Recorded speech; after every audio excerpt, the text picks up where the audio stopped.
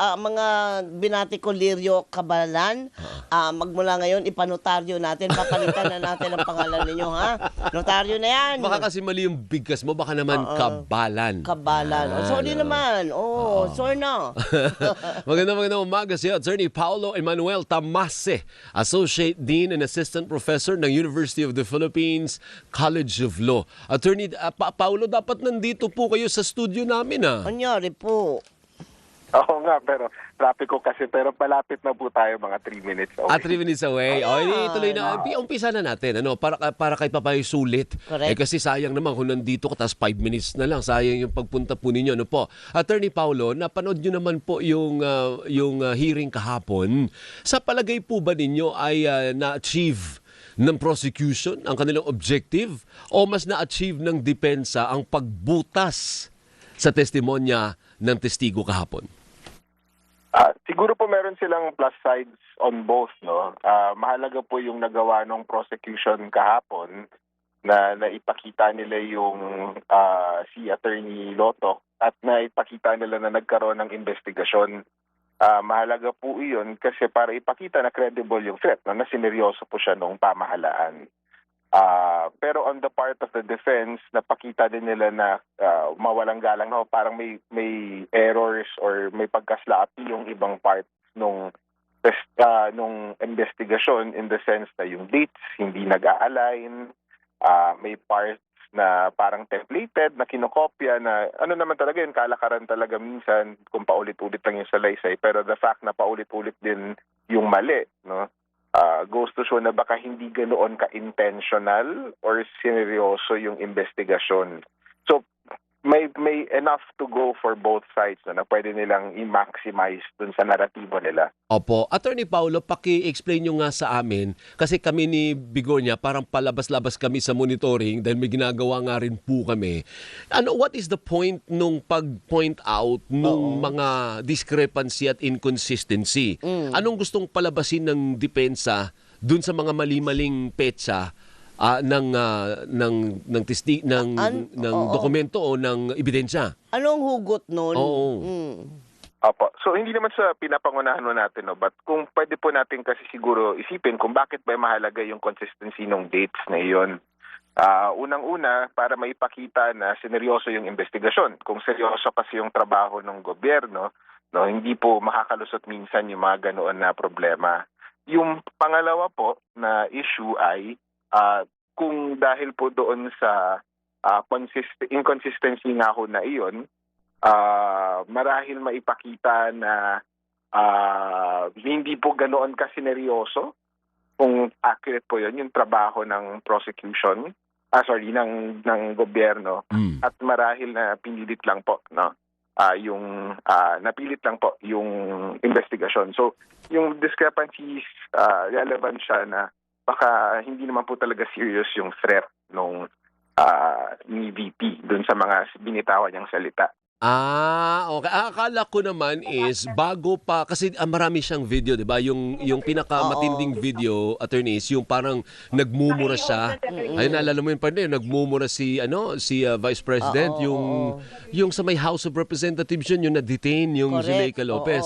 Akala ko ang gustong sabihin nung depensa ay bago pa mangyari yun, iniimbestigahan nyo na kasi si Vice President Sara, hindi yun nagsimula, doon lang. Kung hindi, bago pa yun, talagang tinarget nyo na siya. Kumbaga naging trigger. Andito na si Attorney Paulo sa studio. Yay, you made it, Attorney! Good morning po. Actually, bahagi din po yun nung gusto nila ipakita, no, na baka tinatawag ho namin minsan pretextual. No? Kunyari, nagkaroon ng investigasyon, no? Pero parang huwad, for show lang siya, no? So hindi pa natin alam kasi una hindi pa tapos yung cross-examination. Yes. So marahil yung mga tanong today ma-highlight pa kung ano yung balak talaga idalhin nitong defense. But yung inconsistency ng dates importante siya primarily in terms of undermining yung kredibilidad ng investigasyon, no? Kung seryoso nga talaga ito, bakit yung dokumento na na-produce ng investigasyon na iyon, bakit parang hindi ganoon kalinis? Opo. And I think maisingit lang, mas powerful yung point na yun na nagawa nila kasi hindi po yung taktika mukhang nag-iba. Hindi na po tayo ganun ka-focus doon sa objections, nung presentation ng witness. Nag-focus tayo instead yung defense, no, kung paano bubutasin yung testimonya. Mas powerful yun kaysa doon sa hinaharangan lang yung pagpasok ng testimonya. But related to that, bakit ang depensa, ang diskarte niya, nakafocus dun sa technicality, sa legality, rather than refute kung talaga bang merong threat at seryoso ang threat, regardless kung may kinontrata o hindi. Hindi sila pumupunta dun eh. Dun sila pumupunta sa legal, sa technical na side ng argumento. So, is that a tactic, attorney? Well, una po, no, siguro kailangan natin alalahanin na depensa po talaga trabaho po ng depensa yun. Kung sa korte po to nangyari, ganun din po yung gagawin ng kahit sinong abogado, no. So patas po yun, bahagi po yun ng pagseserbisyo nila kay VP Sara. But pangalawa po, baka ito yung nabanggit ko rin huto kahapon kina Karen Davila, no, yung may tendency po kasi yung impeachment kamakailan na maging over-judicialized yung proseso. So Masyadong parang, legal, masyadong legalistic. legal. Ibig sabihin, over-judicialized. Na parang hindi naman po kasi dinisenyo itong process na ito na patakbuhin ng mga abogado or parang puro abogado lang po ang nag-uusap ukol dito. And ang delikado po doon ay baka mawala yung diskursong moral sa impeachment na yung po talaga yung core pag tinignan nyo yung impeachment ni Chief Justice Corona at yung impeachment ni President Erap. So, kung ako naman po yung depensa, nakikita ko na yung trend na iyon na magiging stricto yung korte, hindi lang sa procedure, kundi doon sa elemento, then haharangin ko. No, parang titignan ko na checklist na ngayon bigla yung impeachment instead of it being a moral inquiry, which it used to be, no, at lalo na hango sa Estados Unidos. Okay. Partner, meron ka ba? Sige. Hindi ko lang alam, hindi ko lang paliwanag or hindi ko maibaba sa mga kapwa natin na amasan, di ba? Bakit yan ang dinidikdik nyo? Maliwanag pa sa sikat ng araw, ayan siya mismo nagsasalita. Hindi naman edited. Inimbestigahan nga ng eksperto. In-authenticate ng isang eksperto. Tayo walang kakayahan nun. Siya yun eh. Siya yun nakaupo. At sinasabi niyang, ayan na nga, totoo yan. At real and, sabi niya, serious. Serious, yeah. Oo. So, ito ho, dyan sa tanong mo, Doris, no, dyan mo nakikita yung kahalagahan ng participation ng mga hindi abogado sa prosesong ito. Kasi, nakararating yan kahit papaano eh. Nakita nyo naman yung changes yesterday. No, parang mas naging less technical yung presentation. So, objectively, may mga tanong yung prosecution na kung court to talaga, mag-object ako kung ako yung sa kabilang side. Pero nakita nyo na pinalipas na lang ng depensa yon. Instead, naging clinical sila doon sa cross-examination nila. Yun yung, I think, emerging na strategy. Wala naman tayong nakausap sa kanila. But yun yung napapansin natin. So, I think reaction yun doon sa last week na ang reklamo nga ng mamamayan ay alam naman natin lahat yung video na iyon. So baka mas maganda pag-usapan kung paano nyo sasagutin instead of pipigilin yung pagpasok ng ebidensya. Yeah. Now, that said, second week pa lang of what might be a long process. So yung hope natin is, given yung pressure nga ng mamamayan, ng media, ng civil society na alam namin yung issue, pag-usapan niyo yung issue, na mapunta rin tayo doon. Kasi kung kahit bumilis na kahapon, kung ganito yung pace, hindi tayo matatapos doon sa trial mismo. Actually, importante yung tanong din ni Senator Risa. Si Risa na naman ulit pa rin, pinag-uusapan natin. Kasi mas dikit siya doon sa pagkakaintindi ng masa. Tama. Ang tanong lang naman niya simple eh. Direkta na, di ba? Nasira ba, nabura ba ang threat dahil sa inconsistency o discrepancy ng dokumento? Anong connect? Di ba? Anong connect? Hindi connect. Kung hindi nabura ba, nasira ba ng discrepancy sa mga dokumento ang sustansya ng testimonya o ng pinagsasabi ng Vice President? Maganda yung tanong na yun. Kasi last week to na itanong, di ba parang kahalintulad niya yung mga tanong ni Senator Risa last week na I think nag-oppose yung si Senator Pia Cayetano kasi masyadong, parang hindi siya... Sa dulo pa daw dapat yun. Yes, and nauna. Kung korte to, improper yun na tanong for a judge. Potentially improper siya. Kasi hindi tanong ng judge na hindi role ng judge na tanungin yun sa abogado. No? Dapat i-assess niyan on his or her own. But doon nga, bumabalik tayo, and I think maganda yung pushback kahit papaano na hindi to dinisenyo bilang isang legal na proseso. Dinisenyo to bilang proseso na naintindihan ng mamamayan. Siguro, ang lookout na lang natin doon ay pag nagsimula kasi natin buksan yung ganyan na pagtatanong, no, at maganda yung tanong na iyon, but bumunta tayo dun sa larangan na iyon, hindi natin alam kung lahat ng senator judges, for example, would look at it fairly also, or gagamitin ba nilang pagkakataon to also push yung agenda nila.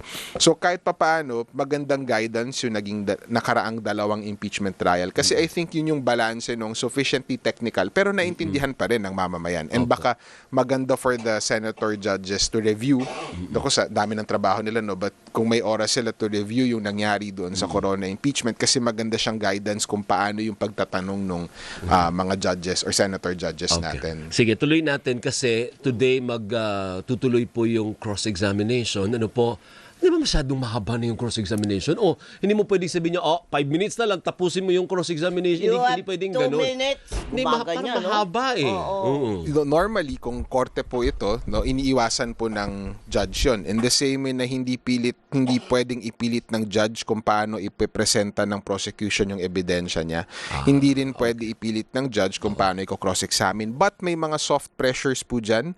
Kung yung abogado po, usually may sense po siya, nako, naiinip na si judge or parang naiinis na siya sa tanong ko, mag-change tactic po yan in the middle.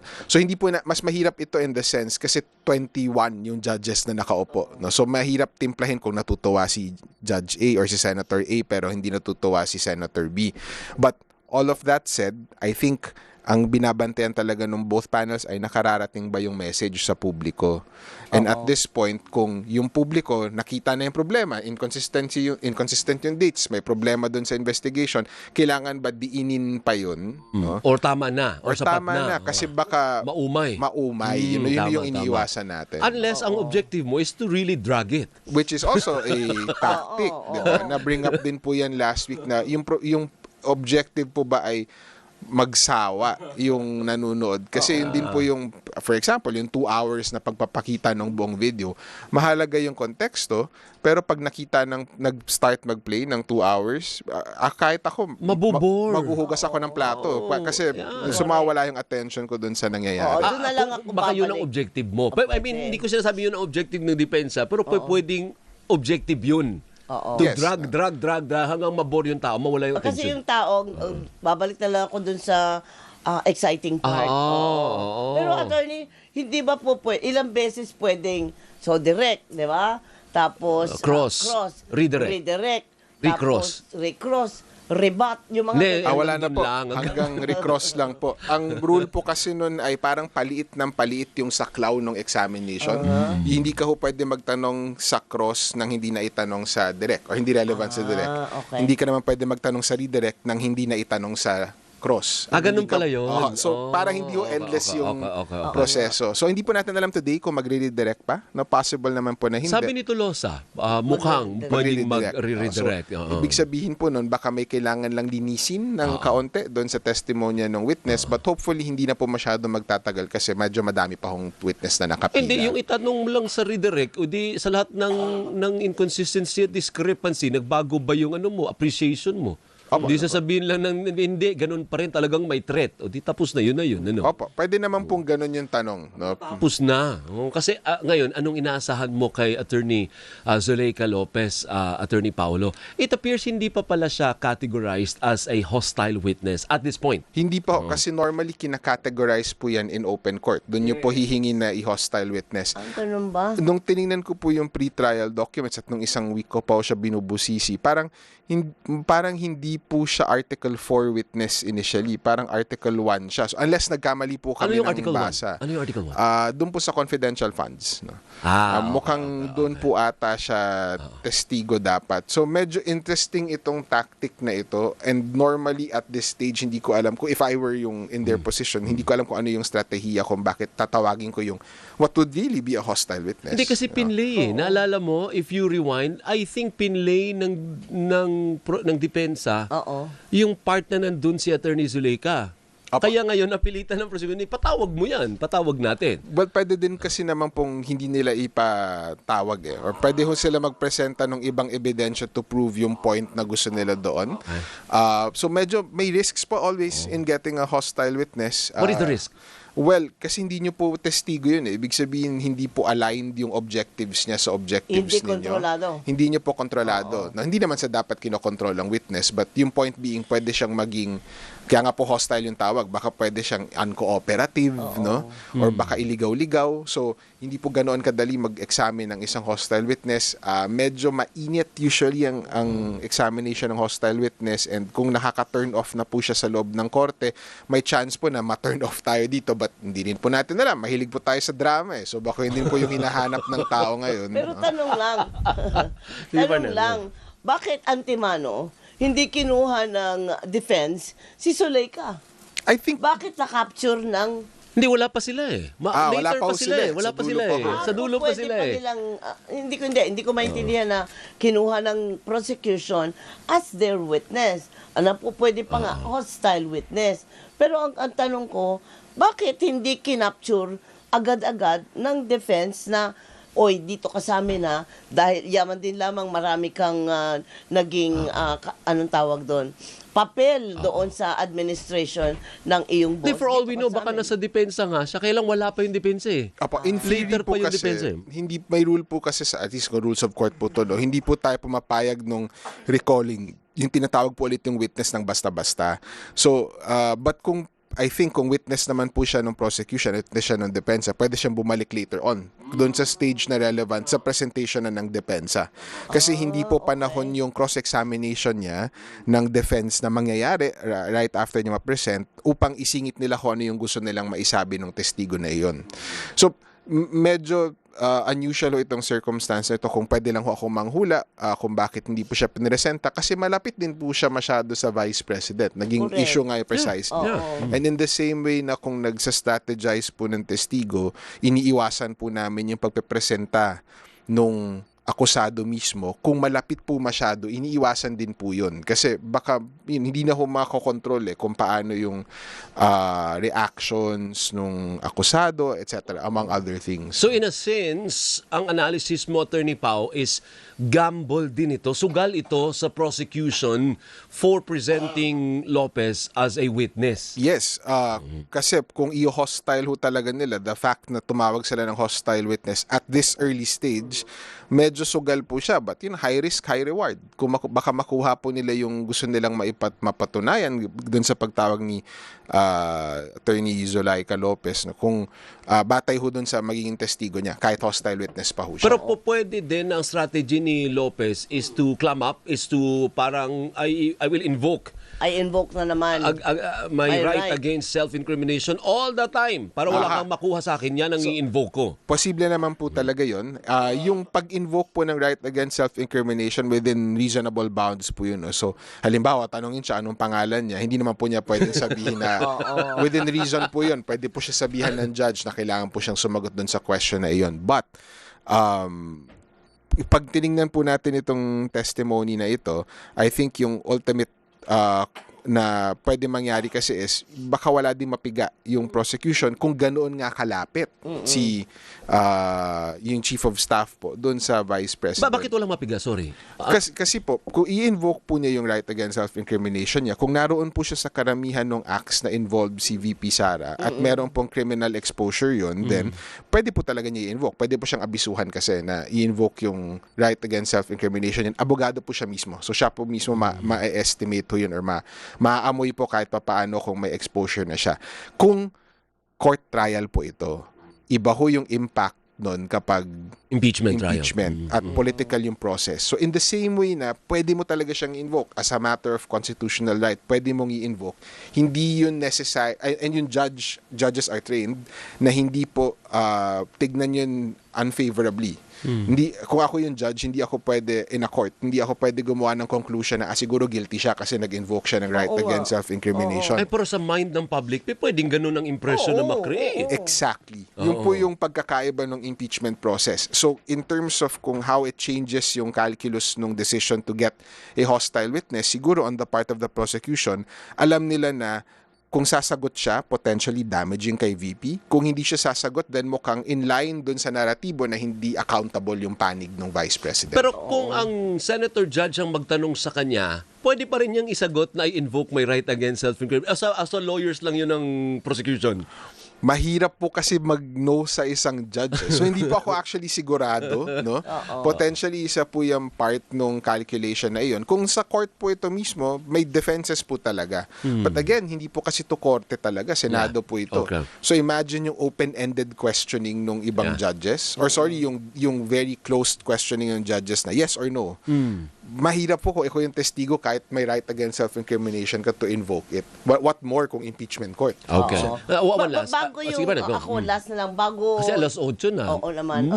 Pero ikaw naman ang susunod eh. Kaya mo na yung programa ko. Ay, bago po yung mga invoke. Pwede ba, ano pa ang pwede niyang gawin para makaiwas na humarap? Kasi tinawag siya, hindi ba, natsampi naman and all. Pag sabihin na, kailangan ka mag-appear dito, as hostile, ayoko talaga eh. Nagdadabog, partner, nung pinasok doon sa Senado. Dabog, ayaw ko. Wala man siyang TRO eh. So wala siyang choice. Di ba, Kaya attorney? nga. Po yung kapangyarihan ng impeachment court or ng Senado as an impeachment court na ipatawag. Yung kahit sinong testigo na gusto nila batay doon sa request, no, kung justified naman yung request ng bawat panig. So tama ho si Alvin, no, pwede ho talaga humingi ng TRO yan. In the past, nangyari na po yun sa impeachment ni Chief Justice Corona. May hiningi po sila na TRO, nag-grant po yung court. Pero unique po yung circumstance and I think as far as I know, wala naman pong naihain na TRO request ngayon. Bawal po ba na humingi ng advice o i-brief, ng depensa si Attorney Zuleika Lopez? O walang problema dun? Well, meron po kasing risks of yung tinatawag na witness tampering. Yung testigo po kasi in general, hindi po sila dapat nakikipag-usap. And at this point po, so si Attorney Zuleika, we expect na magiging testigo siya ng depensa at some point. But currently, testigo po siya ng prosecutor. So, hindi po theoretically pwedeng kausapin ng kabilang abogado yung testigo ng kabilang panig. Ganun. Tampering po yun eh. Pero Tampering. hindi ko po alam kung, so kaya ko i-refresh yung exceptions ko to this, but sobrang rare siya kasi nangyayari na hindi din po siya normally nako-cover ng jurisprudence ng Korte Suprema natin. But in any event, no, whether pwede man po kausapin or not, hindi po pwede diktahan nung abogado kung ano po yung itetestigo nung testigo niya. Kasi nakaka-harm po yun or nag-open siya ng posibilidad na baka hindi totoo yung sabihin ng testigo. Attorney, naubusan na tayo ng oras. Pasensya ka Hindi na. ba pwedeng i-extend sa... Ha? Mike, maganda yan, may mic. Ano ka mo? Hindi ba pwedeng i-extend sa programa namin Denied. ni Robert? Hindi na. Hindi, pwede nyo extend. Alis na ako. Saan ba si Robert? Alis na ako para may dagdag lang na impormasyon. Ano? Tsaka si Robert kasi siya yung nagko-cover doon. O, diyan ka lang daw, attorney, ha? Pwede. Susunod na po ang tandan ng bayan with the one and only Robert Antemano Mano and Mutiara Ambassadors. Sana Bakit yung pagkakasabi mo ng thank you, katono ng ganda. Oo, naging kambing nga ako, partner. Gumaganyan. Hindi, sabi ko lang, at least dito sa ating gumaganda lang ang panahon. Ay, oo. Sana sa buong bansa. Kasi meron tayong mga kapatid, kamag-anak, kapamilya na nasa mga probinsya na sinalanta kahapon. Kaya sana po ay maging maayos ang lahat at meron bang sumisilip na bagong bagyo? Meron. Wag naman po sanang maging mapanalasa. Pero ito ang talagang mapanalasa.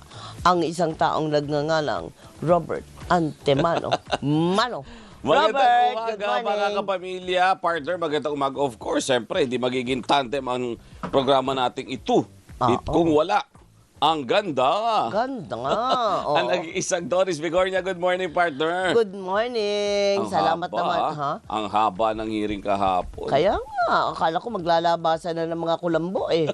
Di ba? Ang tagal. At sabi ng defensa, halfway pa lang sila doon. Partida pa? Partida pa yung ganong kahaba? Jesus Maria Jose, paano pa ba ang kailangan? Sabi ko nga sa ating panauhin, ano pa ba kailangan patunayan. Ayan mismo nagsasalita, naka-video naman. Wala namang nagsasabi na inimbento ko lang yan. Na hindi totoo nag-exist yan. At aminado naman sila, hindi naman nila nire-refute na may ganong klaseng video. So para sa akin, ano ba talaga? Gumagano. Ang arte ng Ang pagkakasabi. arte. So ikaw, partner, ay talagang dapat dito ang nagtitimon dahil ikaw ang reporter judge. Nakatulog nga ako. Ala? Hindi, joke lang.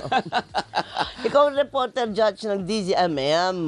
Ikaw ang ando doon. Kaya ano ba ang maraming nasagot sa atin ng ating panauhin. Ay, i-introduce mo muna.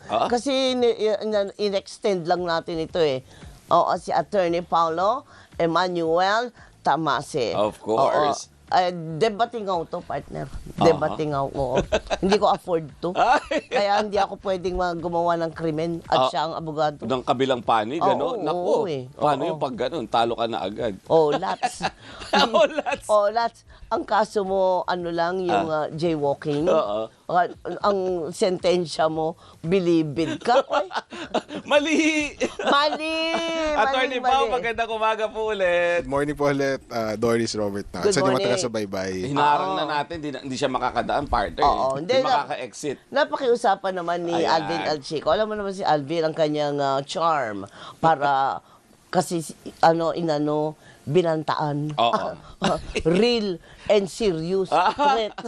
Ayun ang sabi ng NBI. Doon sa dalawa nilang so far na testigo, both sinasabi na yung threat ng Vice President ay totoo. Correct. Diba? Tsaka may basehan. Tama. Diba? Ang pinaggagalingan niya, yung init ng ulo niya, mula doon sa 8 pagmumura niya, titinang expression ng mga senator judge kahapon. Oo. So, diba, sinabi yung time code. Oo nga. Pagkasabi, i-play natin. Pagka-play, toot! Nakaganon agad na isa. Oo nga. Nagtakip agad ng... Nasya-shock sila sa ganun. Pero ako, sanay ako sa ganun eh. Ganun ako. Pero partner, pick upin lang natin. Brief lang kita ng konti. Correct. Marami siyang binigay sa atin sa amin ni Alvin na yung step by step ba? Tama ba ako? Step by step. Oo, kung ano yung mga dapat nating malaman kasi sabi ko nga, yung masa hindi nila naiintindihan Tama. eh. Pero may point na rin si attorney na sinasabi niya, nasa point na rin na naibababa dahil hindi na masyadong ano yung sabi? Judicialized po. Judicialized, yun, ang proseso. So, attorney, doon tayo magsimula.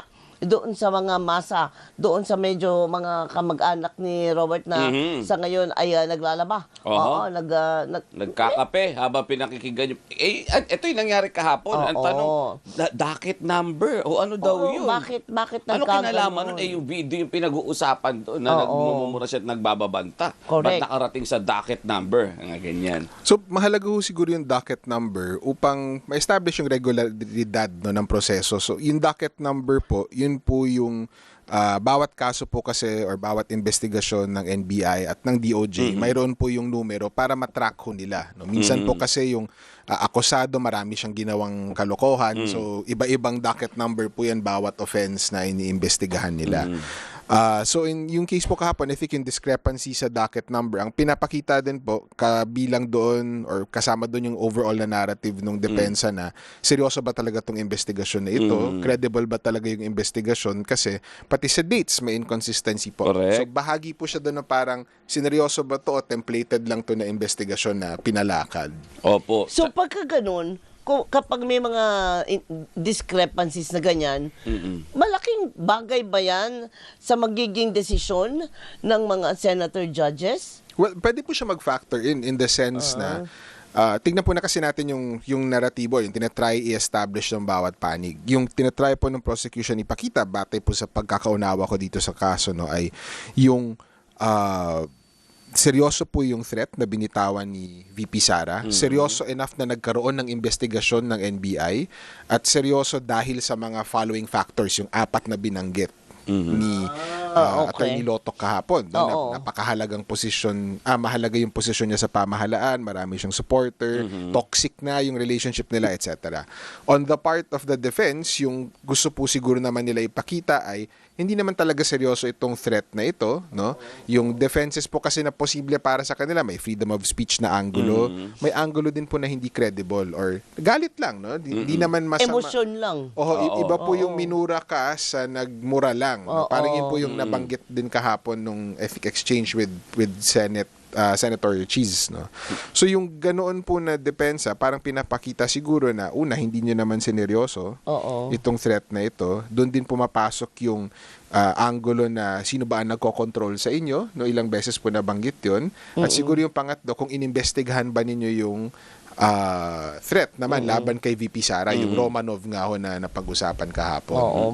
Oo. And Pero- ang sabi, sige, go. inimbestigahan naman nila kaso nakadalawang beses ng patawag. No show daw, attorney. Hindi daw nagpunta. Even kinatawan para sana nagkaroon sila ng investigation mas malalim dun sa Oplan Romanov na sinasabi. Oo, sinulatan pa nila, hindi rin naman sumagot.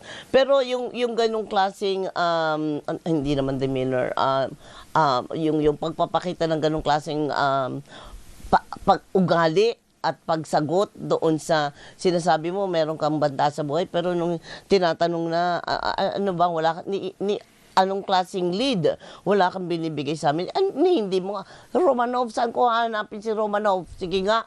No? So, important po yun kahit papaano kasi yung Romanov po na nabanggit naman dun sa press conference, or I think yun po yung konteksto, no? Nung tanong sa kanya na ano pong gagawin kapag nagagawin ninyo ngayon na may pagbabanta na sa buhay ninyo. Parang yun yung naging konteksto nung una niyang sagot na meron na siyang kinausap, kinontrata na hahabol kina Pangulong Marcos, si First Lady at si dating Speaker Martin Romualdez. So, yung kahit pa paano nabubuo yung kwento sa atin, no, kung ano ba talaga, nagkaroon ba talaga ng threat or credible ba yung threat na yun mismo. Pero tama nga ho si Robert, hindi ho kasi, at hindi ho natin maririnig yun sa testigo kahapon na bakit nga pa hindi nagpakita or bakit hindi nag-appear doon sa investigation ng Romanov si VP Sara. Pwede ho manghula, no? But maganda ho kasi sana marinig sa testigo ng depensa yan. But later pa ho yun. Medyo malayo pa ho tayo doon. Pa. Sakaling nagpakita siya, sumagot siya doon sa imbitasyon ng NBI at nagkwento siya. Tapos nalaman? Well, hindi po necessarily, no? Kasi dahil lang po nagpakita sa NBI, hindi po ibig sabihin na necessarily credible yung threat. Potentially po, baka, hindi ko naman sinasabi ito yung nangyari, but potentially hindi rin po totoo yung sinabi. So, marami pa hong ibang paghuhukay na gagawin yung NBI dyan. Nakita po natin yan doon batay doon sa testimonya ni Attorney Lotok kahapon. Hindi naman po enough na yung video lang yung tinignan nila. Diba? Nag-try ho talaga sila mag-detect yung open source na sinasabi nila.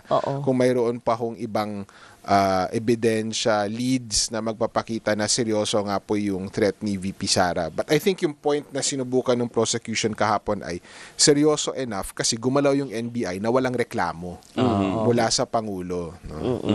Okay. Sa part ko na lang, Attorney Panghuli, alam nating strategy ito at wala pa naman, di pa masumasalang yung defense.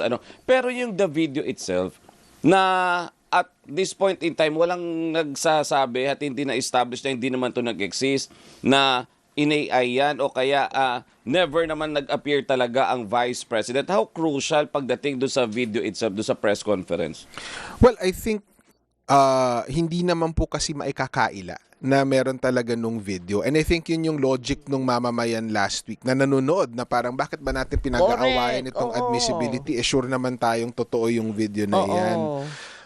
So siguro hindi po natin to makikita doon sa presentation ng ebidensya, but makikita po natin kung paano ipaliliwanag ng depensa na sa batas nga naman talaga mayroong defenses. Freedom of expression yung isa doon na pinapangalagaan talaga natin na kahit masakit, maanghang yung salita, pinapangalagaan ng saligang batas natin yan. Naroon din naman yung credibility, no? Na parang yung pamilya ko sanay naman na ganito ang pananalita namin, ba't parang bakit naninibago kayo rito? Nagugulat pa. So ang balik naman ng prosecution doon ay yun ba ang in-expect natin sa ating pangalawang Pangulo? Kasi itatali nyo yung opening statement nila. Kung yung teacher nga na nagbanta lang no open na parang hindi naman talaga seryosong threat yun, no? Na aresto at napaluhod sa police, no? Hindi ba dapat mataas din yung standard natin or mas mataas pa yung standard natin sa pangalawang For public pangulo? officials. Correct. Oo, Camille, nagaganyan na si Camille, ang ating producer. Linawin mo Pero, yan, partner, ano ibig sabihin yan? ganun nga, oo. Bagong bakasyon eh. Oo, pero Ibig sabihin po Camille, ng wrap up na. gumaganyan si Camille, mamaya dalawa na. Pagka dumalawa ka na, extend natin si attorney hanggang bago mag-TV Patrol. Hindi pala. Mali Mali. na naman. Sorry, attorney, magandang ating naging talakayan. Marami kami natutunan at yung ating mga kababayan, mga kapamilya ay nakapulot din. Sana Of ng course, tama. panigurado yun. Oo, ng tama eh. Kung ganyan naman kalinaw, paano ka pa mamamali? Di ba? correct. Kaya maraming salamat Thank po, you, Attorney Paulo. Maraming salamat din po. No? Magandang umaga po sa lahat. Thank you Good sa morning po. abala. Ano nakakahiya?